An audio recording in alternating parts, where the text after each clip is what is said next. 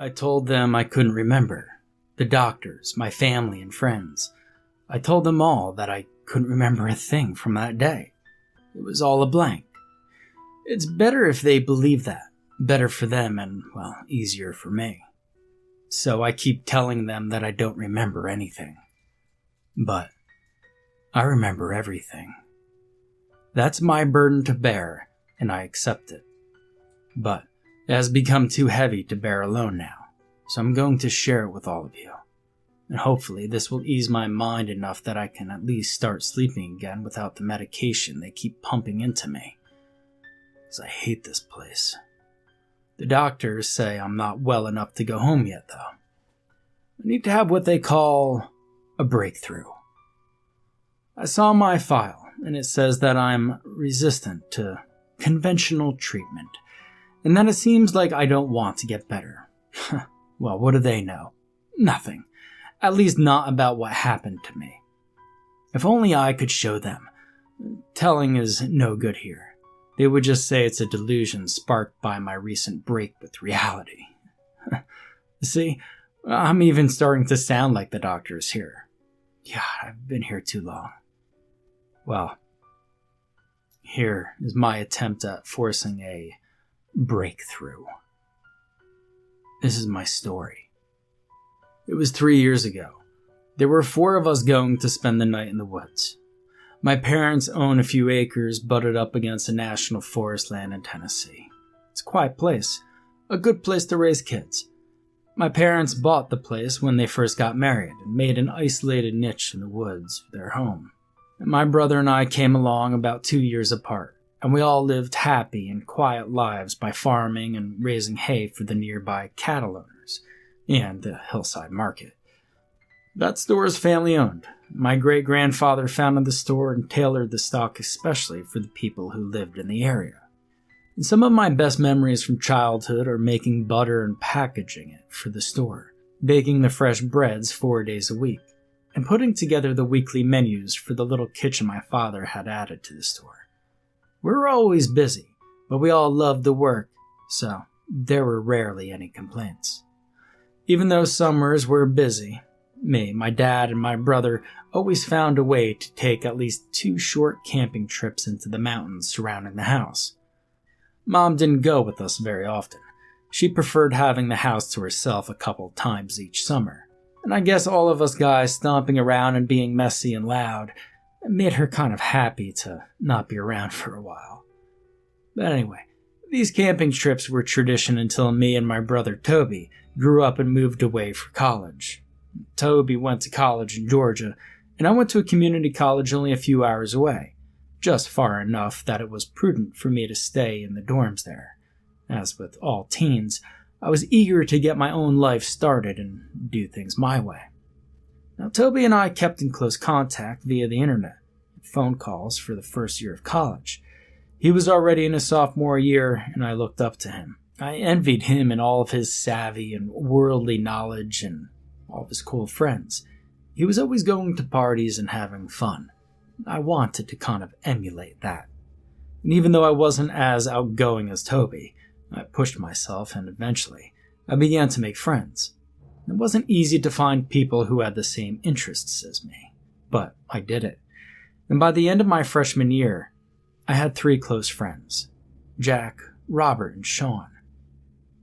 They had all 3 come from the same general area as I had, and they had all grown up in the same county on farms. I had a real connection with them.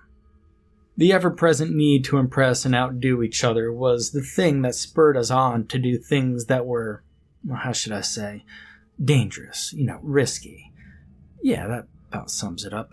We were always planning and doing things that were dangerous and risky. We loved the adrenaline rushes. We all wanted exciting stories to tell our families when we were older, too. During my second year of college, I changed. I became convinced that I could do anything. I was invincible. I became cocky and conceited. My grades didn't suffer. I remained an A/B student, but I didn't have a career in mind, so I was basically floating aimlessly, taking whatever classes caught my attention. Naturally, I could keep my grades up as long as I liked the classes I was taking, but I didn't care. I was having fun. Now, all four of us took turns planning our next big adventure. Jack, being the unspoken leader of our little group, always suggested the riskiest activity possible. Sometimes, we would shoot it down immediately, and we would spend hours trying to come up with something we could all agree to do. I always wanted to be more like Jack. I think we all did, but I just wasn't that brave. The last adventure Jack suggested we all agreed to was bungee jumping off of a bridge. In the middle of this little adventure, I was sure I was going to die. My cord would snap and I would plummet all the way to the river below.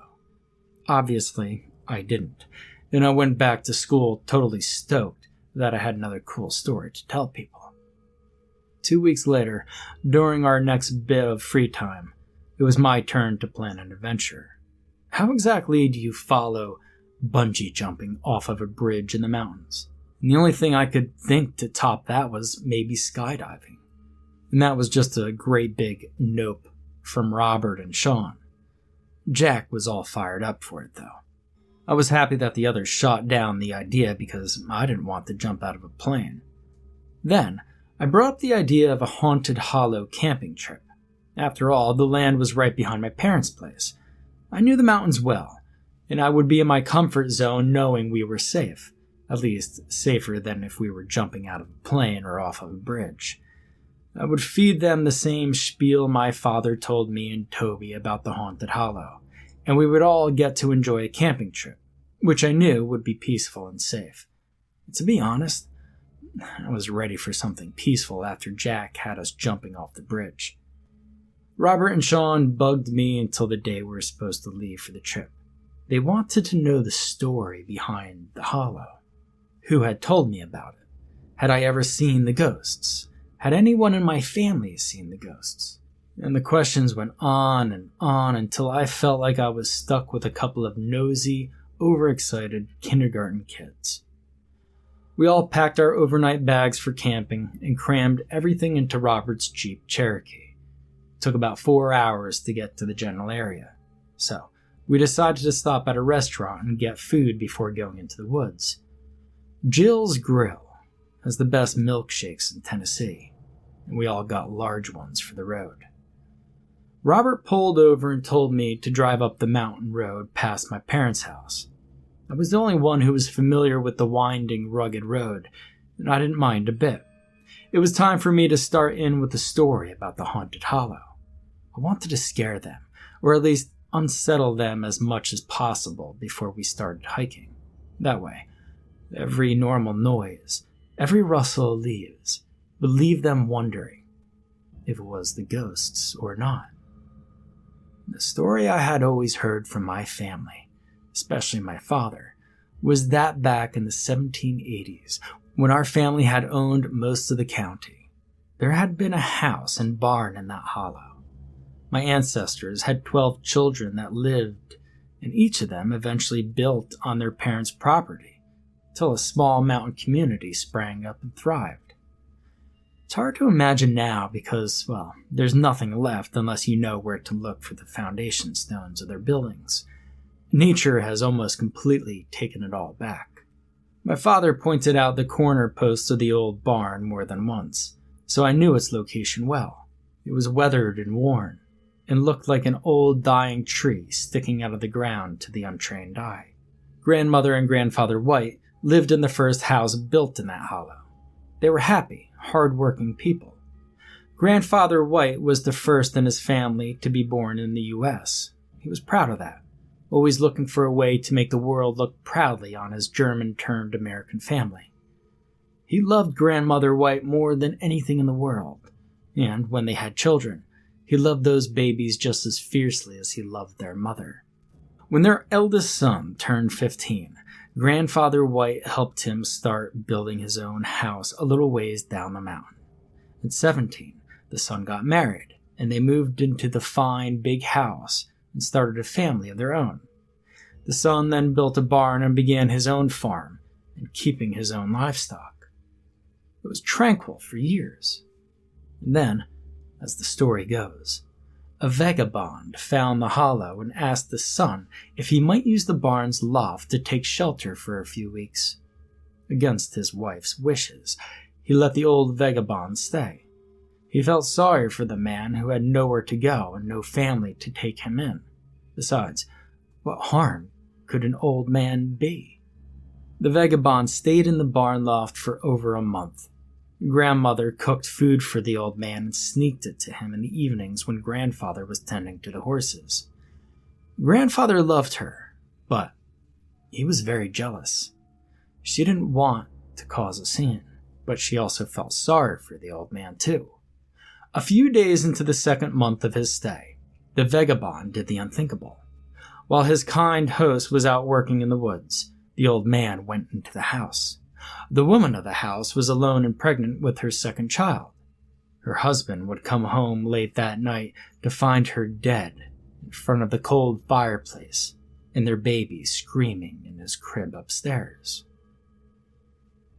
That is how ghost number 1 came into the story. But that's not the bad one. Grandfather, seeing what his son was going through, hunted down that vagabond and murdered him with his bare hands. Grandfather brought the man back to the hollow and threw his body into the pig pen, letting the swine take care of the evidence. And that's how ghost number 2, the one that was terrible, came into the story. The vagabond was supposedly the one who murdered unwary campers and hikers. There was a whole collection of news stories about murdered campers and hikers in the general area that I used as proof of the ghost's existence. And I might have added a few fake stories in there just to add to the effect when I saw it was beginning to bother Robert and Sean. Now Jack, well, I wasn't too sure about. He was harder to read, but I thought he had gone abnormally quiet, so I kept piling it on. Late that night, when the fire was dying down and we were getting ready to crawl into our sleeping bags, I heard movement just inside the tree line that didn't sound natural. I grabbed a flashlight, but didn't see anything. Robert and Sean started stoking the fire. Jack took a flashlight and went to investigate. I tried to keep him with us, but he was set on finding the critter and making us all feel like chicken shits when it turned out to be nothing more than a raccoon or another little critter. I stood as far from the fire as I dared, but Jack disappeared into the woods. The darkness swallowed him and his beam of light. Robert and Sean joined me at the edge of the campsite with their lights. 15 minutes passed, and I was getting really scared. Just as we started into the woods where Jack had gone, I heard his scream echoing from over the next ridge. Robert and Sean started pulling on their boots, and in a panic, they took off down the trail at a good clip, leaving me with my indecision. Jack's screams moved closer. He was running toward the campsite, and I pulled on my boots and pulled my rifle from its case. Jack wouldn't scream that way unless it was a big, wild animal, and I didn't even believe a ghost would make him scream that way. And I was right. Jack came bolting out of the woods, his shirt covered in blood, and one of his arms missing from the elbow down. Blood gushed from the stump. His eyes were wild and his face pale as milk. He was in shock. I grabbed for him as he ran past me. His feet dangled in a sleeping bag, and he hit the ground thrashing hysterically. I turned my attention to the thing crashing through the woods where Jack had come from, fully expecting to see a brown bear from the sound of it. It stopped just inside the line of trees in the darkness. Sweat ran down my face, and it was hard to breathe, but I kept my attention on the spot where it had stopped. Jack screamed and flailed on the ground behind me, and the animal growled low and loud. And I wanted to run out of there so bad, but I couldn't leave Jack there, and there was no way he could run the way he was losing blood. The thing stalked down a bit farther behind a bunch of laurel bushes, and I watched as the leaves jangled back and forth. Then, a long, thin leg poked through the leaves. It looked like a goat's hindquarter, but it was much too long. My breath stopped in my lungs. The second leg came into view, and my brain tried to decipher what my eyes were seeing. The back legs of an extremely tall goat. His junk and his belly were in plain view because he was standing straight up. The torso looked human, as did the arms, but the neck and head were that of a goat. It was like a human had interrupted the formation of a goat and got stuck in the middle of it. The creature had to be over 6 feet tall, and it was muscular. And I fired off 2 rounds and saw them hit the goat man. Instead of falling, he gave a guttural, unearthly scream and ran straight for me. I dropped the gun and backed up, tripping over Jack. I grabbed Jack's feet and dragged him toward the trail, knowing I would never outrun the creature, but I had to try. And then all of a sudden, Jack's scream suddenly stopped. The goat man grabbed his head and twisted it violently enough that it twisted Jack's entire body, throwing me to the side and breaking Jack's neck. I crawled several feet in my haste before I could get my feet under me again. The goat man used his curled horns and butted me in the center of my back. Sprawling, face down, I skidded on the trail and the goat man descended upon me. Now, I would like to say here that I fought the good fight and came out on top, but it would be a lie. I ended up curling into a fetal position and playing dead as he kicked and butted and bit me. The ruse seemed to work, though, because after a few seconds of mauling me without reprisal, he seemed to give up. I stood when I thought he was gone and ran for the trail, hoping Robert had taken his keys and was sitting in the Jeep waiting for me and Jack to show up. The Jeep's engine was within earshot when the goat man came out of the darkness and grabbed me by the arm. He dragged me up to his face, and those red eyes burning into my soul as he screamed and threw me against a tree. This time, I did fight, although it wasn't a good fight, and I certainly did not win. My missing arms and foot are my trophies from that confrontation. I only survived because Robert and Sean were still in the Jeep at sunrise. They had fallen asleep there waiting on me and Jack. When they woke, they thought the coast must have been all clear and started back to the campsite, embarrassed that they had been so scared. And that's when they found me. I've pleaded amnesia ever since. I mean, who's gonna believe there's a goat man living in the mountain, killing people?